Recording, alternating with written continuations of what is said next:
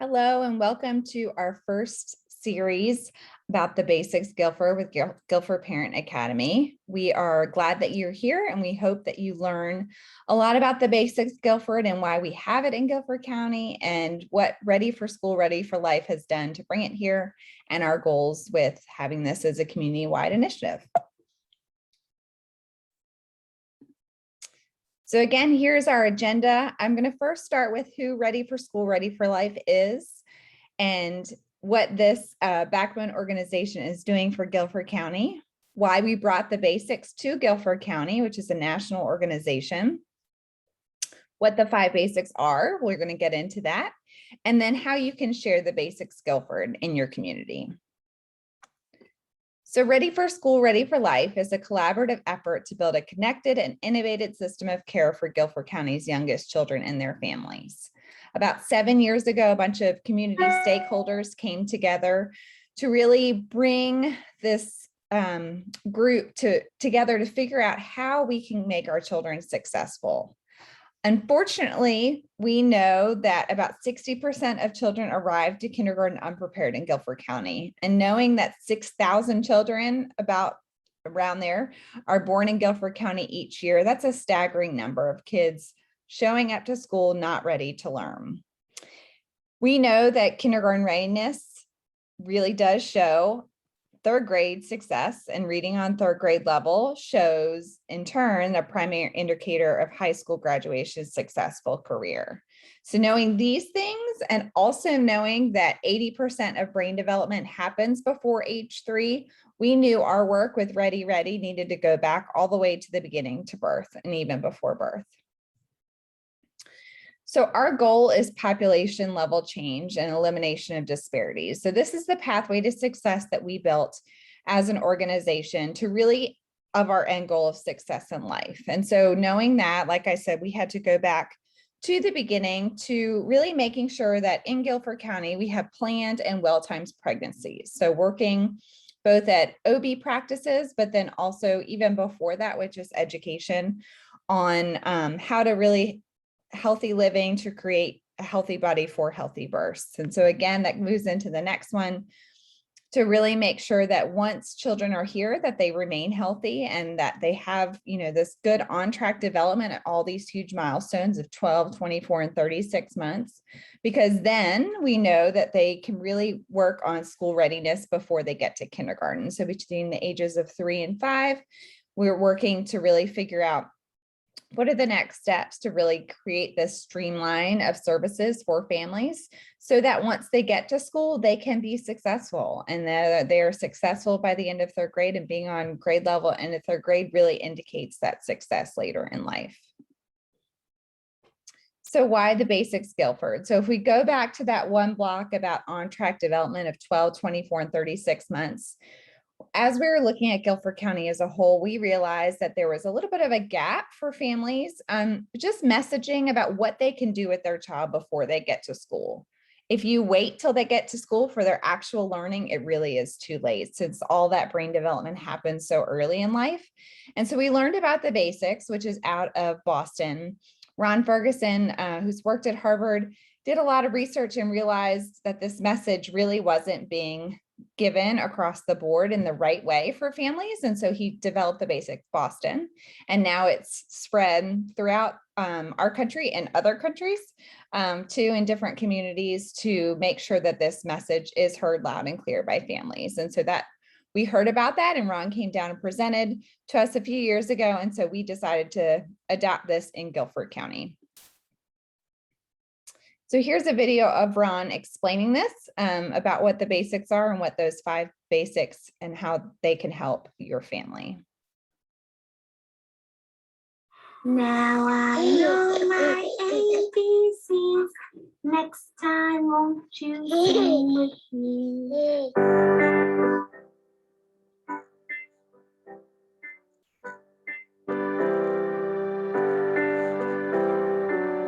Learning begins the moment your child is born. Baby. Do you want to play too? Every child is filled with vast potential for success in life. And those first 3 years can have the greatest impact on your child's learning.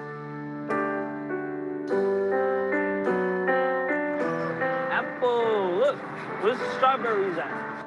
Yes, it's lemon too. Kiwi. Wow, awesome job. It's all about giving a child a proper start. That's what being a parent is all about. Yay! We didn't like that song. I wanted to make sure that I was here every day. Such a joy. Every parent of every background can make a positive difference in their child's life. Just peel it. Boom. A few simple, everyday activities can make a big difference. Those are flowers. That's why The Basics is working with research and community leaders to promote an important new initiative. The Basics are 5 simple principles that we want everyone to know. The first of the basics is to maximize love and manage stress. The second is to talk, sing, and point. Let's take a bath. A lovely, bubbly bath. The third is to count, group, and compare. 1, 2, 3. The fourth is to encourage and enable movement in space and play. And the fifth is to read, but not just to read. We want to read and discuss stories. Whoa, what is that? A duck. What does the duck sound like? These are the 5 fun and simple things that every parent can do beginning from birth.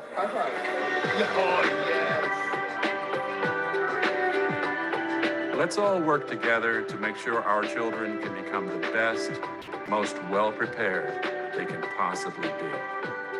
Maximize love. And manage stress. Talk, sing, and point. Count, group, Y compare. Explore through Movement and play.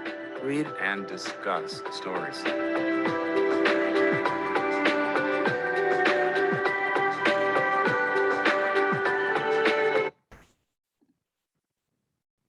So that gives you a little bit of an overview about the basics. Get to the next slide. And so really they are 5 easy, fun, simple things that families can do with their child that aren't extra. They're not workbooks. They're not anything like that. They're really just ways to communicate with your child to really build that brain development.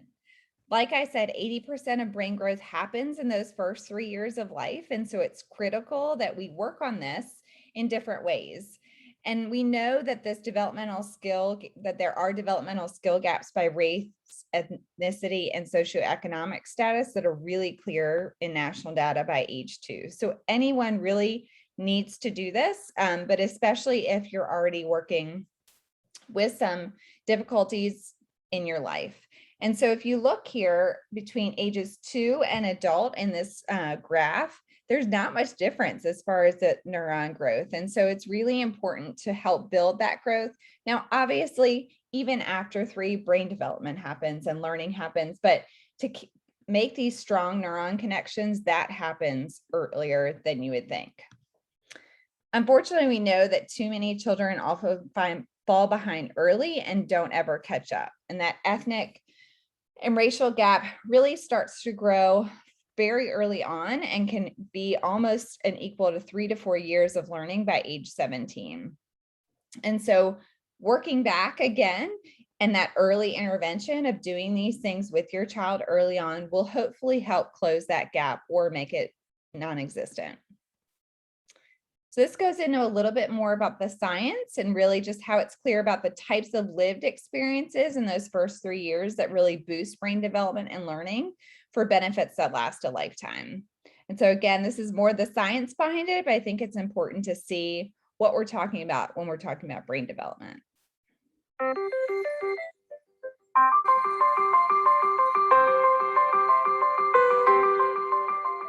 A child's experiences during the earliest years of life have a lasting impact on the architecture of the developing brain.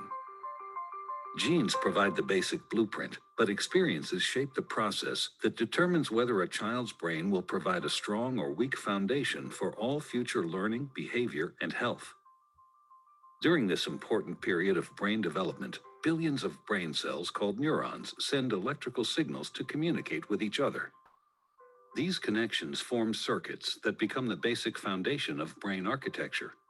Circuits and connections proliferate at a rapid pace and are reinforced through repeated use. Our experiences and environment dictate which circuits and connections get more use. Connections that are used more grow stronger and more permanent. Meanwhile, connections that are used less fade away through a normal process called pruning. Well-used circuits create lightning-fast pathways for neural signals to travel across regions of the brain. Simple circuits form first, providing a foundation for more complex circuits to build on later.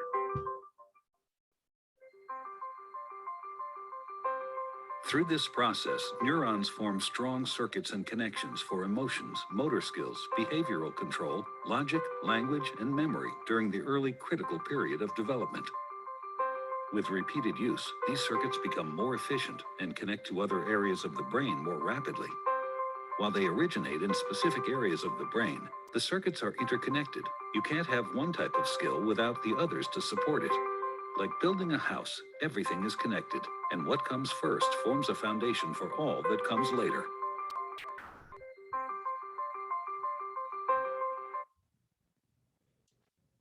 So again, that's a little bit more of the science behind it, but it does show good news that caregiving can really build those brain cells and brain pathways. And so we know that this happens in the best way, that are loving, stimulating, that follow their child's interest, and that back and forth. And so the basics really give a framework for that. Again, there are 5 fun, simple, powerful things every family can do to give every child a strong start. And they really do encompass what most experts say is important for development from birth to age 3.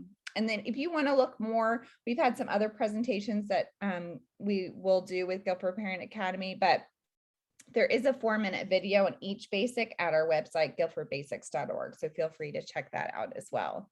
But those 5 principles: maximize love, manage stress, talk, sing, and point, count, group, and compare, explore through movement and play, and read and discuss stories. So let's dive in. So maximize love, manage stress. We know that infants and toddlers thrive when they're responded and shown love based on their needs. So if you express love and respond to their needs, they learn that they can count on you. And showing and responding to love teaches children both how to manage their own feelings and their own behaviors, because they're seeing what you're doing and can model it after you. Children are also affected by adult emotions, both good and bad. So you have to find ways to manage your own stress. Being a parent is stressful. It is hard. There is no real textbook to show you every situation and how to deal with it, but finding ways, deep breaths, walking out of the room, coming back, letting someone else help. There are lots of different things that you can do to manage your stress, but by maximizing that love with the child, hugs, close time together, that can manage your stress as well. And so we are really hoping that, there are ways to do that with different ages. So with your infant, again, like I said, hold, kiss, and cuddle, respond to them, play together, comfort them. And really the biggest thing is, you hear you can spoil a baby. So don't spoil your baby. It's too, all the things that you hear. But you can respond to them, but also have a routine. So I think that's the biggest thing that is the difference.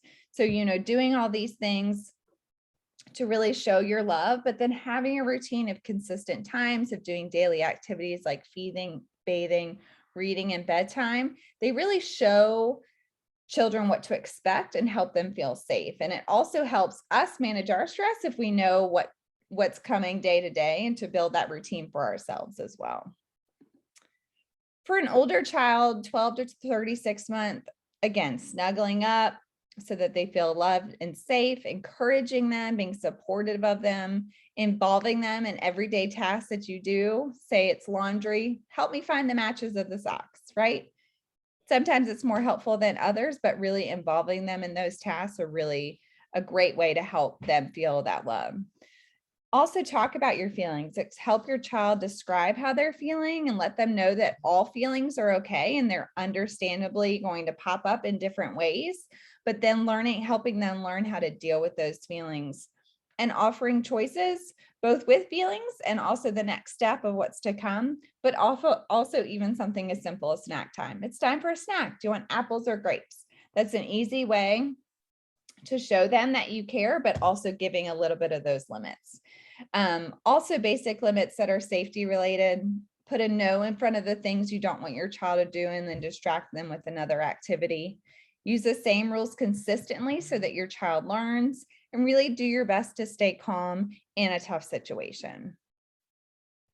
The next basic is talk, sing, and point. So to a baby, speech is just sound. So pointing and really provides cues to what speech means. Make it simple. So look at that blue bird flying in the sky. You talked about a color, you talked about an animal, but pointing really shows them and helps them make that connection. It really makes a huge difference. Singing also engages them with language and rhymes and hearing those patterns. And language is really the basis of literacy. So even though you know your child's going to learn to read once they get to school, there are so many things that you can do through talking, singing, and pointing when they're babies that really help build that foundation. And it's like that house that they were building in that video. You have to start here so that they can get to the top level. So doing some things from birth, even before they're verbal with you, really can help set the stage for success in school. So with your infant, talking a lot, all the time about everything, what you're doing during activities like changing, bathing, feeding, airing, just describe what you're doing. And yes, it sometimes is a little silly as you're talking to yourself, but you're never talking to yourself. They're always listening. But use a playful voice, smile and look into their eyes and follow their interests. Notice what things they're looking at and seeing and really talk about that back and forth with them. They can respond maybe not with words necessarily at first, but their movements will. And so just that back and forth is really important. And then singing, of course, and pointing to objects as you name them. For an older child, really, again, describing life, talking about what's happening, using your hands, listening and responding, but really expanding on what your child says at this point as they're starting to talk. If they point to a dog and say doggy, you can reply and say, yes, that is a doggy. It is brown and soft. So you've brought in some other things. Or yes, look at that dog. It's a little bit bigger than that dog. That goes into our next basic. But, asking questions that start with who, what, why. So really get them to start expanding on what they're saying. And then again, singing songs and reciting nursery rhymes for your childhood of books. You can even make up new ones. But really singing the same song whenever it's time for a special activity too, like bath time, that again helps with that routine and gives them a cue of what's happening next. So count, group, and compare. Becoming good at math really starts long before a child enters school. Math is a hard subject for some kids, but those basics of what math, again, is built upon can start from birth. So don't just think about numbers, but you also think about patterns and grouping and comparing. These are all the basics of math. So doing all of these things really help create critical thinking skills, which are important for problem solving and higher level thinking skills that they'll use later in school. So some examples of this: with your infant, move to the beat. You can tap their tummy, clap their hands, use the rhythm of a song, or rock them as you sing a lullaby. Another example, count and wiggle each of their toes. The more that you do those counting routines, the more that they hear those numbers and can connect them to as you touch different items. Really just bouncing them in your lap and counting how many times you bounce them. Also comparing objects by helping your baby explore things that are the same and different. So shaking different things that make different sounds, touching different fabrics like smooth and scratchy, and just talking about the differences. Another example in the bath might fill up and dump out, empty, full, in, out. All of those words come up in math later on. And so just getting them used to understanding what those are is a huge success when they're a baby. Another thing with a little bit older child, comparing sizes and amounts. Again, you could be at a grocery store. Hey, I want the bigger apple. Which one should I buy? And have them point out which one is bigger. Also about more or less. Looking for shapes, you could be in your kitchen and say, hey, look at that window. It's square with 4 sides. Can you find any other squares in the room?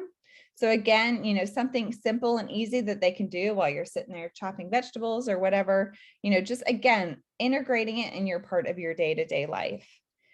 Matching and sorting is another great math activity, measuring while cooking, stacking blocks, and really encouraging your toddler to stack the blocks or other objects, and talk to them about what they're doing and how the different sizes and numbers, and there's just so many things you can do there as well. Count objects and regroup them so you can split them into groups, see the differences, clapping in a pattern, repeating those patterns, all of these things, again, just easy ways to incorporate it in your day-to-day life. The next basic is explore through movement and play. Movement and play are great for children's coordination, strength, and overall health. And it really helps the child learn about the world. They are little scientists. They want to know cause and effect. If I push this chair over, what's going to happen? Well, it's going to fall. So they have to have a safe space to really explore and do this. And so each stage obviously will look a little different. Infants might explore through grabbing and chewing, but toddlers might through walking, climbing, and jumping. But again, just letting them have this time to explore on their own. So some things to do with an infant. Tummy time. This is a great way. My children did not like this in the beginning, but the more that they did it, the more that they got used to it, and then they really could start exploring their surroundings. Moving arms and legs when you're changing the diapers. Again, talk and sing while you're doing this, incorporating all the basics, but really following their interests, seeing what they're reaching for, grabbing objects that are close to talking about how they look and feel. Giving objects to handle that are safe. Again, you don't need fancy toys to keep your baby's attention. A wooden spoon works really well. So just anything that you have on hand that are different to really give them that exploration time. Playing peekaboo, hiding your face with your hands and showing them a big smile, hiding things under blankets or a towel and letting them move around. Another thing with older children, going on walks, rolling a ball back and forth, playing an obstacle course, making art, playing guessing games, acting things out, and really letting them problem solve in all of these scenarios. So if your child really is wanting to do something, stand back and see what they're trying to figure out and what they're trying to do. If they get stuck, you can give maybe just enough help to let them keep going, but don't let them give up. Let them just try different things. And the final basic of read and discuss stories. So we always have heard, read to your child, read to your child. There have been so many national campaigns about how important reading is, which it is. The basics takes it a little step further about discussing stories too. So obviously books are a way to expose children to more words and languages, and it's never too early to start to read to your child. But we really recommend not just reading, but active reading. And we're going to do another series just on that one piece with Guilford Parent Academy later on. But anytime that you have a book that gives them an opportunity to do all sorts of things and really, again, incorporates all those basics, that loving time together, but then also all of the other ones. So with your infant, really reading regularly and with expression, so they won't understand for a while, but that's okay, right? They'll hear your voice, they'll see the pictures. If you're pointing and giving them cues, their language can start to develop during this time. But really keeping it simple, board books with hard covers and thick pages are especially good because they have short words, they're simple, bright pictures, engaging the child. But just snuggling up and having that time together can really help them feel safe and comforted and gets them to start a love of reading, which is, again, the end goal, so that they can be successful in school. So you can involve them with turning the pages, describing the pictures, but again, really following their lead. My girls have always picked a couple books that they're really interested in and sometimes read those over and over and over again. But they get something different every time from them. And so that's okay. They're getting a different skill and use with each experience. So with your toddler, a little older, have a routine, read together every day. Maybe before bed is a great time to read, but that might not be the best for you. Sitting down at breakfast, sometimes we pull out a book and read a little bit if we got a little extra time in the morning, but just building it into your routine, whatever works for your family. Always, before you open the book, talk about the cover, talk about what the title is, look at the pictures, think about what the story's about. Again, changing your voice for different characters always makes it fun, a little silly for the adults, but the kids love it. Help them follow along still. Maybe instead of turning the page this time, they can point to the words and the pictures as you go along. Talk about colors, shapes, what the characters are doing. Again, integrating all of those basics into one activity. Asking questions is a huge one for active reading, and really getting your child to answer with not just yes or no questions, so that they really start to build those critical thinking skills. Again, don't be too serious. Your toddler might want to turn the page before you finish reading it. They might not sit still for the whole book. That's not really the goal always. It really is for this experience to be something that you guys can interact with and do more with. So it doesn't necessarily have to be every word on every page. And like I said, rereading and repetition are great for kids. So whenever we do a presentation like this, we always like to talk about how you can share the basics too, because with this campaign, we are bringing it to you, and then we're hoping that it expands even further in the community. We want life to be the program in Guilford County. We want everyone to recognize those basic symbols and really give positive reinforcements from every direction about the basics. So we are in a lot of these places. We work with the libraries, we work with the schools, we work with the housing developments and early care and education. But as you think about where you go about in the community, if you think other groups could really benefit from this information and other families just really need the support of what the basics provide, please definitely let us know. I'll have my contact information on here in a minute. But if you want to look further, our basics toolkit, we have the national toolkit, which has a lot of resources in different languages, which I know is helpful in Guilford County. We have so many languages spoken here. And then our local website does as well. We have videos of families, tip sheets, activity guides, workshop guides, posters, and just some more of the research behind the basics. So things you could do: display posters and materials at places you go, model and practice with friends and acquaintances. We have a Facebook page, an Instagram page. We have a Tuesday tip email that goes out every week that focuses on one basic and a great tip for you as a caregiver to do with your child. And we also provide trainings, like I said, for other groups that you might be connected to. So I hope you learned something today about the basics, and I hope some really concrete things that can help you. But if you do think of another group or another organization that could benefit from this, please reach out to me. This is my contact information. We are doing another session about living the basics on Wednesday, September 15th at 6. That will also be via Zoom. And so we hope that you join us to learn a little bit more as we dive into what this looks like in your day-to-day life. Because again, these are easy, fun, simple things that really can be woven into how you live your life and how you intentionally communicate with your child. And that's the key, is making sure that just becomes a part of how you speak to your child to really help build that brain development in every minute of the day. So thank you again.